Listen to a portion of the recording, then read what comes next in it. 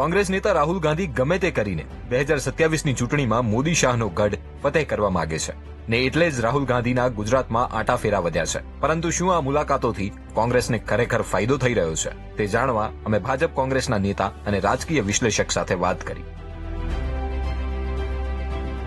છેલ્લા 6 મહિનામાં રાહુલ ગાંધી 5 વખત ગુજરાત આવી ચૂક્યા છે. ત્યારે તેમની મુલાકાત બાદ શું થયું તેના પર નજર કરીએ તો શહેર જિલ્લા પ્રમુખોની જાહેરાત કરવામાં કોંગ્રેસ પોતાની જ ડેડલાઇન ચૂકી ગઈ. 6 મહિના થયા પણ હજુ લગ્ન અને રેસના ઘોડા અલગ તારવી ન શક્યા. વિસાવદર અને કડી પેટા ચૂંટણીમાં કોંગ્રેસની કારમી હાર થઈ. નવા પ્રદેશ પ્રમુખ તરીકે જૂના જોગી અમિત ચાવડાને જ સુકાન સોંપાયું. જૂનાગઢની શિબિરમાં ગેરહાજર જિલ્લા પ્રમુખ પ્રતાપ દુધાત સામે કોઈ પગલાં ન લેવાયા. રાહુલ ગાંધીના ગુજરાત કોંગ્રેસ મોડેલ અંગે અમે કોંગ્રેસ અને ભાજપ નેતા સાથે પણ વાત કરી. ગુજરાતમાં કોંગ્રેસની રણનીતિ છેલ્લા 30 વર્ષથી નિષ્ફળ ગઈ, માટે જ કોંગ્રેસ સત્તાની બહાર રહી.